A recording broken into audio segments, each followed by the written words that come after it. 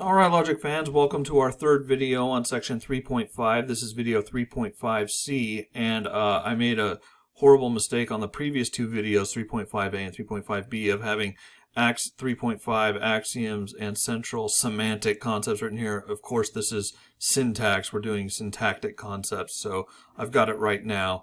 And I'll note that on the other videos, but I just wanted to note that error. Okay, so let's keep practicing, and we've only got the one axiom introduced so far, LEM.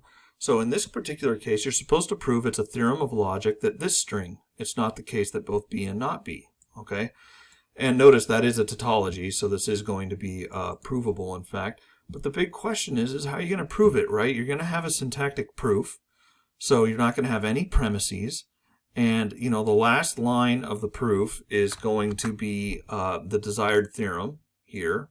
Okay, so it's going to look, you're going to have this, and you don't know how many lines you're going to have, and you don't know if it's going to be com or impla or what's going to go on here. But we know we're going to have to start with an axiom.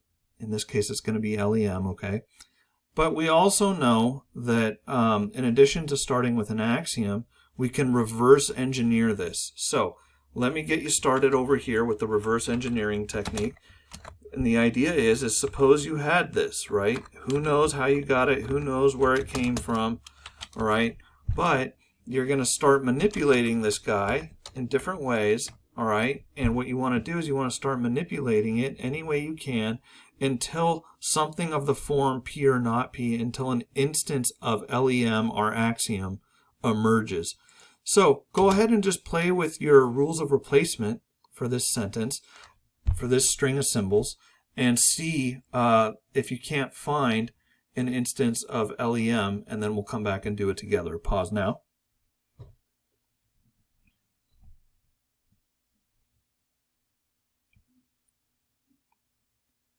Okay, hopefully you've had a chance to work on this on your own, but, you know, I don't know where this is going, but I do recognize that this is set up beautifully for De Morgan's. I've got a negation on the outside, and I've got this and in here. So let's go ahead and De Morgan's this sucker, okay? And it looks just like this. De Morgan's on 1. And do we see anything of the form P or not P yet? And you know what? It turns out we do. Look at this. This is P, and there's P again with not P. This is already of the form P or not P. Now, let's suppose for the sake of argument that you didn't see that. You could, of course, keep going, and you would just sort of write, oh, okay, well, I would get not B or B, and that, of course, is by double negation on 2. And then after that, you're going to get, let me blow this up. You know, after you double negate it, of course, you know, LEM is very explicit now, but you're going to get B or not B just by writing com there. And now you can start this off, right? So one thing you can do is you can start this just by saying, okay, I'm going to start off now. I'm going to, you know, I've reversed engineered this thing. So what I'm going to do is I'm going to write B or not B as my official starting point, and that was com on 3. Not that it matters too much, but we're going to say, okay, that was LEM, and of course, P in this case was just B. Then what I did was I needed to get from this thing to this thing. Well, I can do that easily enough over here by com on 1, right? And then I needed to get from this thing to this thing. And of course, that's double negation, right? I'm just reversing the process here. So I've got over here in my official proof, I've got not B or not B. Okay, and that, of course, was double negation on 2. And let's just keep going. Now I need to get from this thing to this thing. And, you know, handily enough, I've already got the De Morgan step written there. So now what we're going to do is we're going to write for, and we're going to write it's not the case that B and not B. And that is a veridical application of De Morgan's on 3. And it turns out we don't need the rest of this space, okay? So let's delete all of these guys. And that is QED, right? Which is pretty cool. So you've got this nice little demonstration here, all right? Now, the other thing you could have done, let's suppose that you had recognized P or not P right there, well, then you would have gotten a two-step proof, right? So you would have started with B.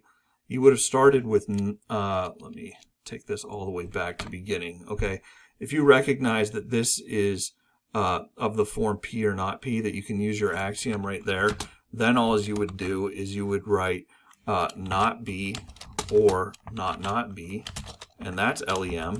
And of course, P in this case is not B all by itself. And then all you have to do is De Morgan that, right? And then you get B and not B. So just going from this to this. Then you get De Morgan there on one. And that's a two-step proof. This is a syntactic proof, just like the last one. The last one took 2 extra steps.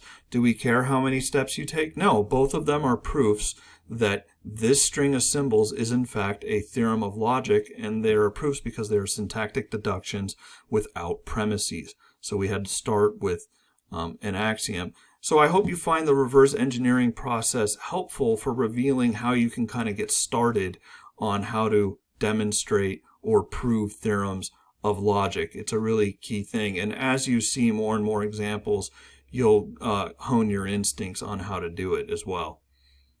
All right, so let's go ahead and dig into our second axiom scheme and our final axiom scheme. So we only have the 2, and it's a scheme because I'm not presenting you like capital A. I'm doing little p's here. So anything of this form. All right, so we have 2 axioms or axiom schemes, LEM and LNC, the law of excluded middle and law of non-contradiction. Okay, so at any point in any syntactic deduction or syntactic proof, you can use the law of non-contradiction, and basically you can write down anything of the form not the case that P and not P. So with that being our second and final axiom, can you go ahead and tell me which of these alleged applications of our axiom is permissible and which is impermissible? And if they are permissible, can you tell me what the value of P is in each case? Pause now.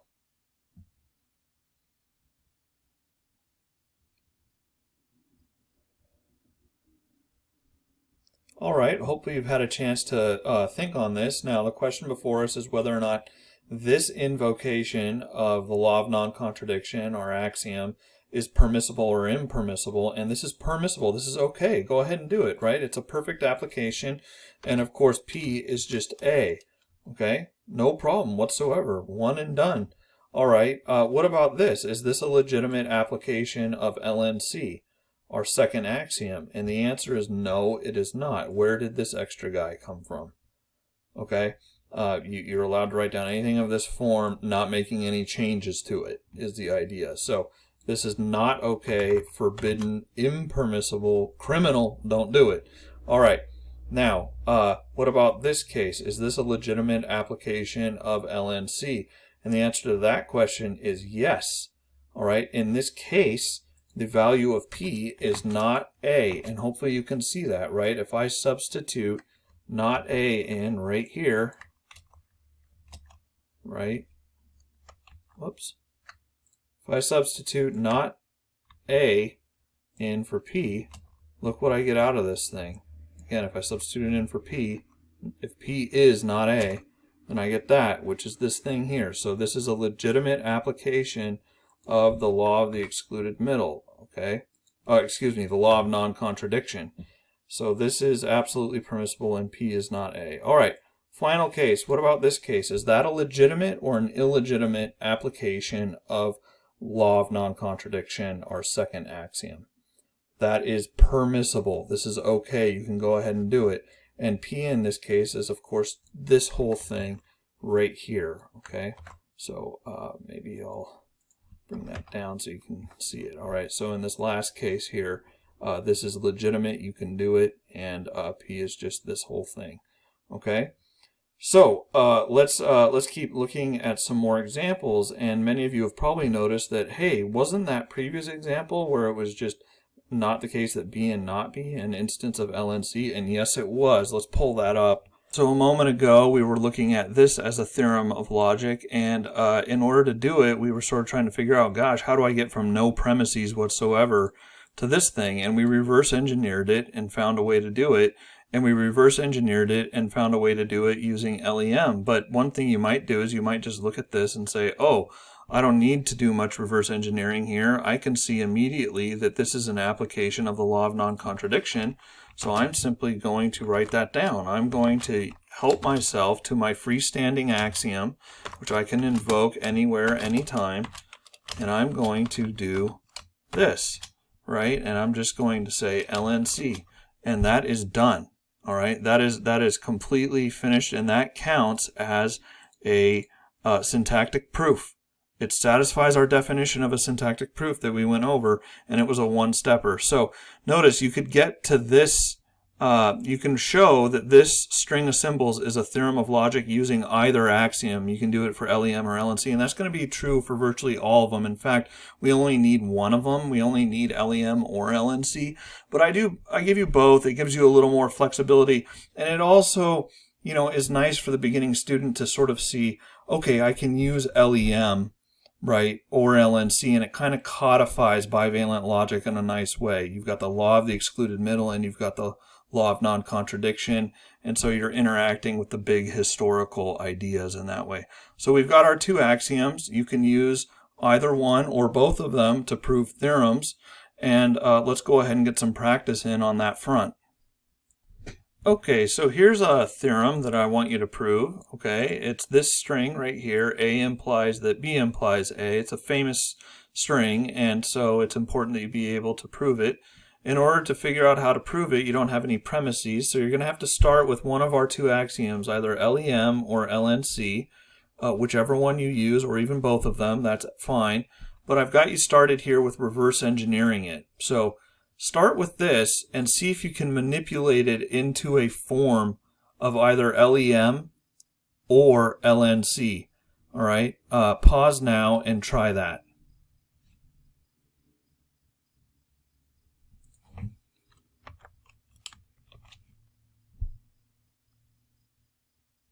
Okay, hopefully you've had a chance to pause and think on this, but I mean, let's just sort of go through this together. So first thing I could do, and I don't know if this is leading anywhere, all right, but I can turn this conditional into an OR by impla, and my only instinct there is just sort of thinking like, okay, well, I know I need to get negations and I need to get ands, right? Because my two axioms, LEM and LNC, have ands and negations and ors. So let's get rid of, let's turn the arrows into ors or ands, right? And I also notice I've got this two A's here. So A or not A might be in the making, and so might A and not A. So that's good news, okay? So that's what I'm looking for. Let's go ahead and turn this one also using impla, right? So we'll sort of go like this, and we'll do B or A, okay, not A, and once again, that's impla, okay. And let me just sort of give you a chance to pause and take it from there. Can you sort of find A or not A, or an instance of not the case that A and not A in here somehow? Keep manipulating it until either LEM or LNC sort of manifests itself.